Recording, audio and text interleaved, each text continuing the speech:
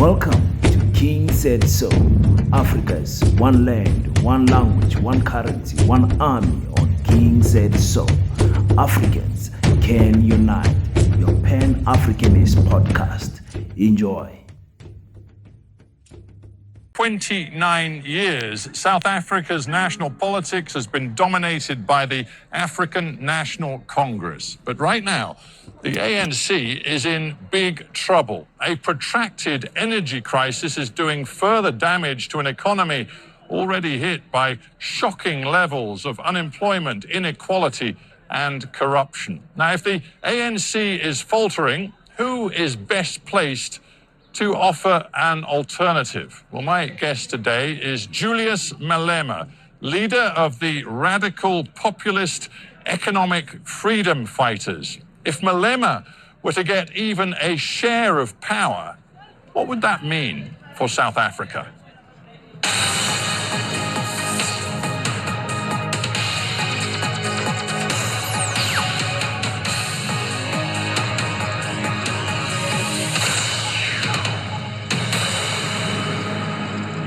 Julius Malema, welcome to Hard Talk. Thank you. Thank you very much.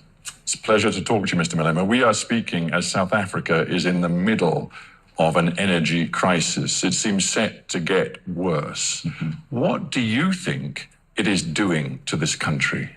Well, its aim is to collapse this country and undermine the democratic project because those in power have relegated their responsibilities to who we don't know.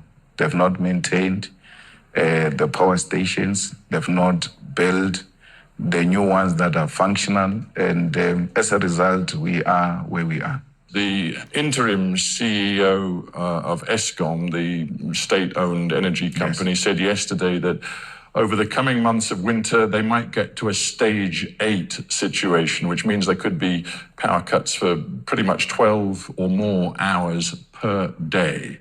But you have gone further. You have said that you think the grid will collapse. In fact, you said South Africa is going to be plunged into darkness within 2 weeks. Why are you exaggerating? I'm not exaggerating. I said this before they told you there was a stage 8 coming. The stage 8 is to prepare you that the worst are coming. And I'm telling you the truth as is. What is it that can avoid the collapse of the grid, which they've done in between? Which station have they built that is functional to its expectation? Which station have they maintained? Have they said, this one, we're closing it down, we're going to engage in major maintenance of this station?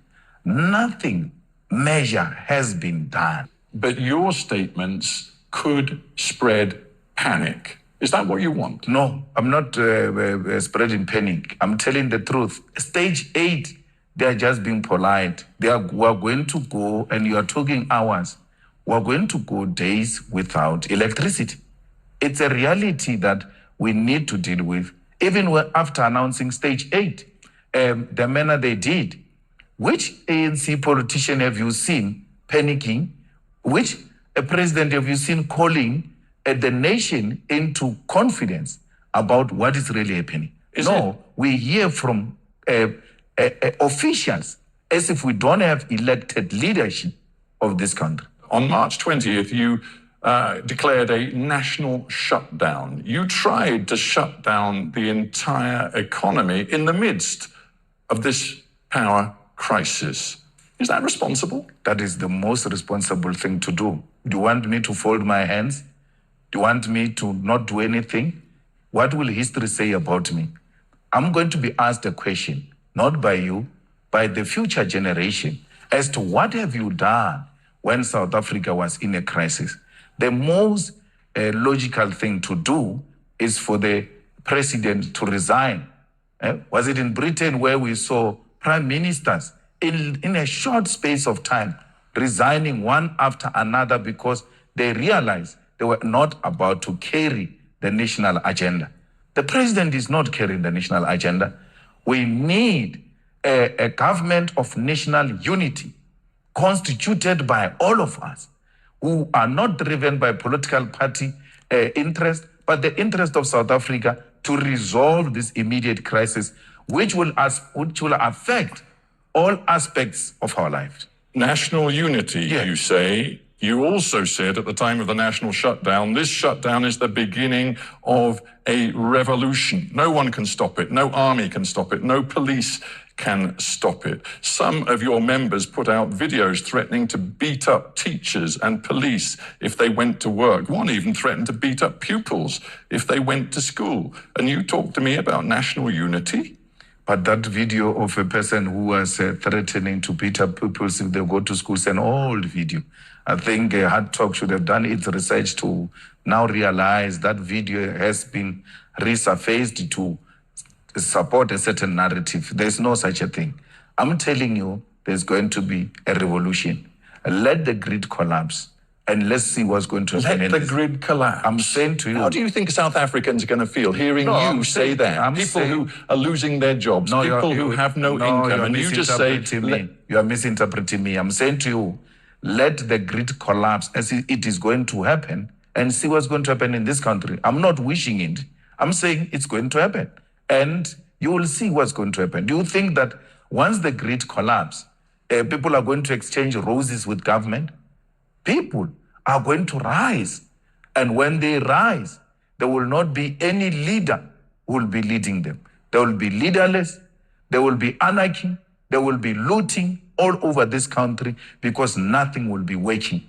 So if you think that I was bluffing on the 20th of March, I was just saying to this government and the people of South Africa, something ought to be done to avoid what is possibly coming, which is going to be a leaderless revolution. That's very powerful rhetoric, but the truth is, on 20th of March, according to employers, 70% of workers across the country went to work. One political commentator said that actually the failure of the national shutdown was a, quote, humiliation for Malema. From where we're sitting, the shutdown was successful. Nothing was operating. The South African media was at the public transport, taxi ranks, at bus ranks. The taxi drivers themselves, the bus drivers themselves have said, we showed up, but there are no people. So if you are going to listen to a desktop, possibly a racist analysis of wanting to undermine the narrative of the success of the shutdown, then that's your own baby to nest. But the reality is that nothing functioned on that day. You can go to the public broadcaster, you can go to independent media outlets in South Africa to give you the footage of the day, every corner. And what even makes me happy is that even in the rural areas, where normally the revolution never takes place, the people were out in their numbers saying, enough, it's enough. Let's think about the lessons to be drawn from the current crisis, because what we see is a state-operated energy giant which is failing to work. It is not delivering power to the people. We have other major state-operated companies, for example, Transnet in the transport and logistics sector, which are failing the people of South Africa. One, we could look at the aviation sector, all sorts of sectors where the state has failed. And yet your message is you still want to confiscate all privately owned land, essentially nationalize all privately owned land. You want to nationalize the mines, you want to nationalize the banking sector, and these are the key pillars of South Africa's economy. You want them all in state hands, and you, Julius Malema, are saying to the South African people, elect me, and I and my associates in the economic freedom fighters will run this economy. Absolutely. You know, 95% of South Africa is electrified. Do you know that South Africa gets water today? Do you know that South Africans, they're watching a public broadcaster? All these examples I've given you are state-owned. But do you know that we have seen this experiment played out in other countries? I'm thinking of Zimbabwe, I'm thinking of Venezuela, and the model does not look good to many South African people who see it. You know, it looks good. We're using it now. We were better off now owning this. It's not like I'm saying, let's go and take ESCOM out of the hands of the private sector. We are owning it already. So, and then South Africans have accepted and are happy with what You're we have. owning it already, That's why That's why South Africans are saying, let's get proper people to go and run these institutions. Are you the proper person? I'm a proper guy. I mean, I don't want to go too far back into history, but at various times you failed to actually file a tax return on time. Yeah. You've been accused of different financial offenses. You've never been convicted, but some of those charges were never brought to court. But you tell South Africans, despite your own history, you are the guy to run their economy. That's why. That's a mind of a lazy person who doesn't do his work. You will have to refer back to 15 years. I've grown up over a period of time, build a solid political party. The only thing you can keep on referring to is what you interviewed me about it 12 years ago. Get something new, my brother. No, Show a skill of a hard-working presenter who does his research. You can't falter me. Since I've made my mistakes on tax when I was very young, when I was almost 27 years old, fixed that problem. Today, I'm a 42-year-old married man with children who has taken responsibility and built a solid party to be the third largest party without the support of white monopoly capital and the owners of the South African economy. You keep on referring to old things because you are now beginning to sound like a scratched CD. You have every right to tell me you have changed. Tell me of me now. I've been in Parliament for 10 years. Let's take one particular aspect of your policy positions. Yes. Do you think aligning yourself with Vladimir Putin is going to be good for South Africa? But that's what it is now. South Africa is in alliance with Russia, with India, with Brazil, with China. So why are you asking me as if it's some policy that is going to be implemented after I took over? South Africa is in alliance with Russia now. South Africa right now calls itself non-aligned. In the context of the war, but these are two different things. South Africa is an ally of Russia. Now, the second question is, where does South Africa stand on the war? It says I'm a non-aligned in relation to war, but Russia remains South Africa's friend. So we cannot create confusion around there. Don't create an impression that it is Malema who's going to come and create an alliance with Russia. But there are some very specific... Actually, I will go beyond that. I will go beyond the friendship with Russia, and in the war, I will align with Russia, and I will even supply the weapons to Russia. Because Russia is in a war with imperialism, and any agenda that seeks to push back imperialist agendas is well within the policies of the EFF. You say, quite clearly, I would arm Vladimir Putin. Yes. You know that the International Criminal Court wants Vladimir Putin to face war crimes charges. It must start with Tony Blair. It must start with George Bush. It must go to Barack Obama. Then it can go to Putin. So let's get this straight. You're saying to me that your policy, if you were in power in South Africa, is quite simple. That your enemy's enemy, and it seems you regard the US and its allies as the enemy, your enemy's enemy is your friend. Never mind if he's a suspected war criminal, never mind if the UN and the ICC say they have compelling evidence of Russian war crimes. You don't care. As far as you're concerned, my enemy's enemy is my friend. You're exaggerating, but another point which you don't want me to go there is that Tony Blair accepted that they were wrong about Saddam Hussein, to an extent that he did an apology of a thug, right? You have never called for his arrest. A man admitting that I was wrong. To how many people died there, killed by those people. So all I'm saying is, we are with President Putin because it's not enemy of my enemy. It is an anti-imperialist agenda that says the American dominance and its allies should be undermined at all costs. Anti-imperialism, even though Vladimir Putin is quite explicit about his desire to revive a form of empire, he says countries like Ukraine have no right to independent sovereign existence. He appears to believe that the best thing would be to revive an empire, the Soviet empire. But you're anti-imperialist? We are anti-imperialist. That's a debate for another day. The war is not what he's talking. The war is about the expansion. And had there been a common ground found, this could have been avoided. We are not for imperialism, even if it were to come from Russia. If he does that, we'll condemn it.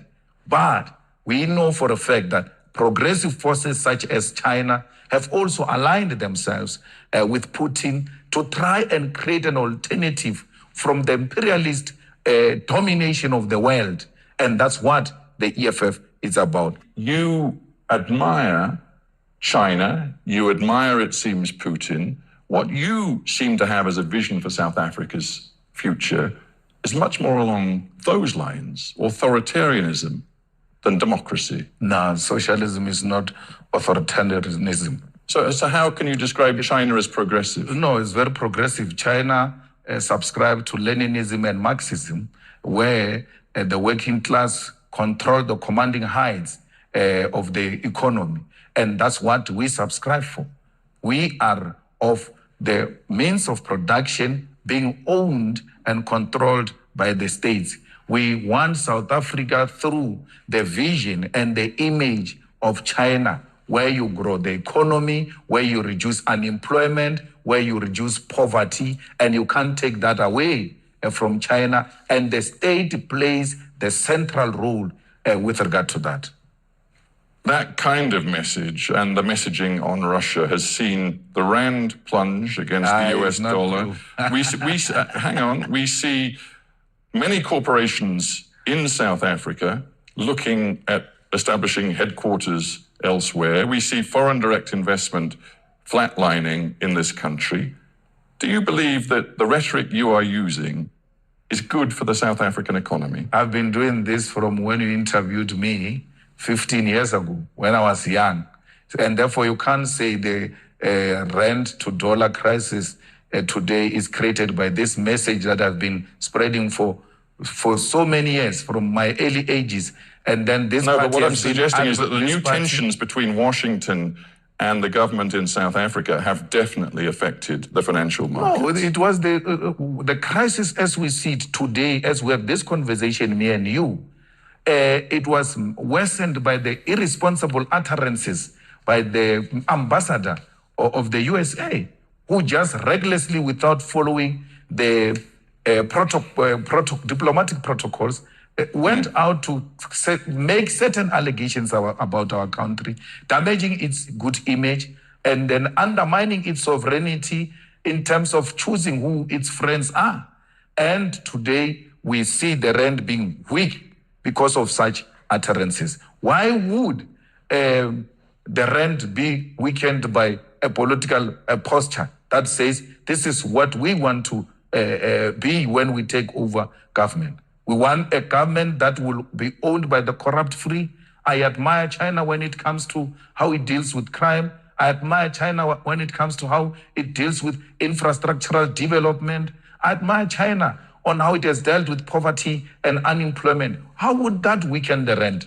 Is that not what the investors want for all of us?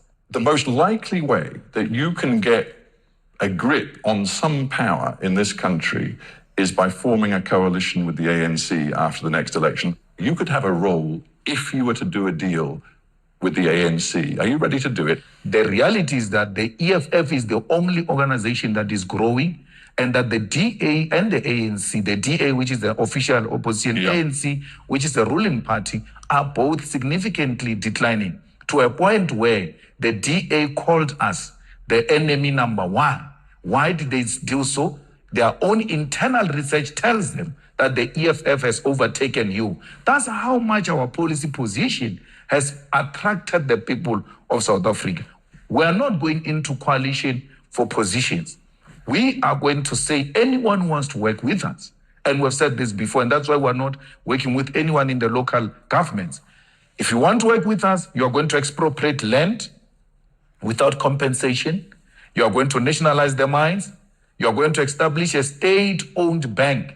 You are going to make sure that we fight crime, fire by fire, to make this country a safer place. Those are just but minimal, non-negotiable points that will engage with anyone. Non-negotiable. All of that, non-negotiable. Non-negotiable. On that basis, it's hard to imagine you can make a coalition with anyone. ANC was more than willing. Actually, ANC was at a point of signing with us on expropriation of land without compensation. Remember, we even put this in Parliament. How did it pass to a point where Parliament had to do an investigation if the ANC was not agreeing? We were almost at the edge of getting a deal.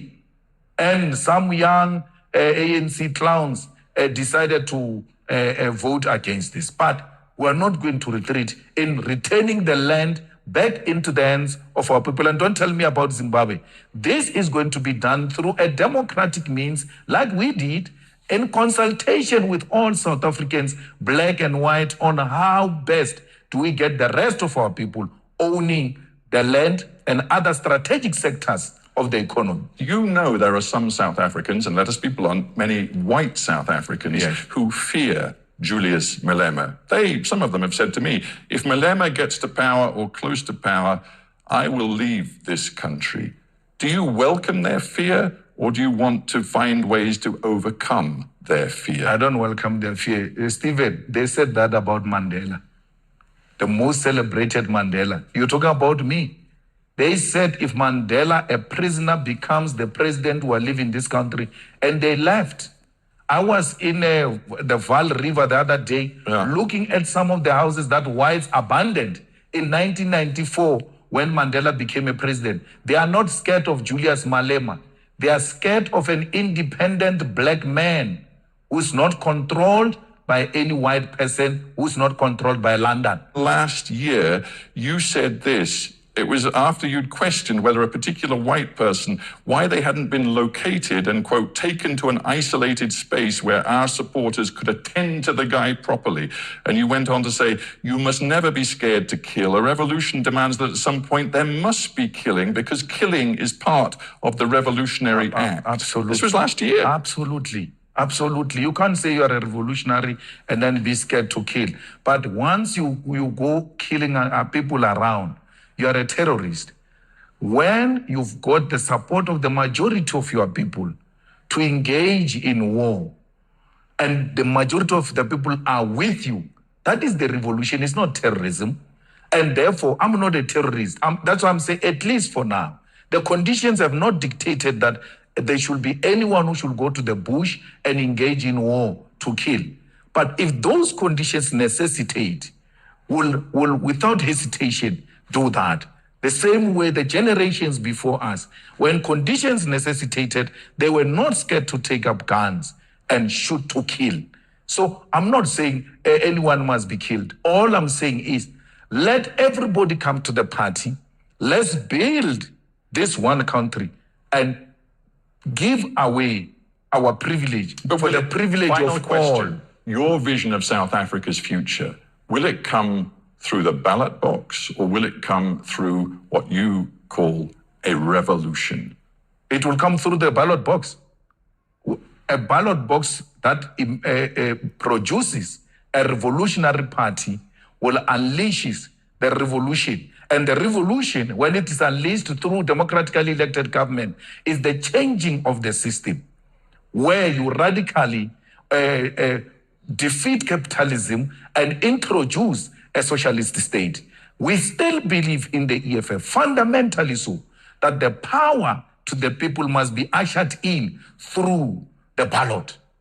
And nothing else must be looked at except the ballot. However, when the need arises to defend ourselves through whatever means necessary, we'll do so without hesitation. Julius Malema, sadly, we're out of time, but I thank you very much for joining me on Hard Talk. Thank you.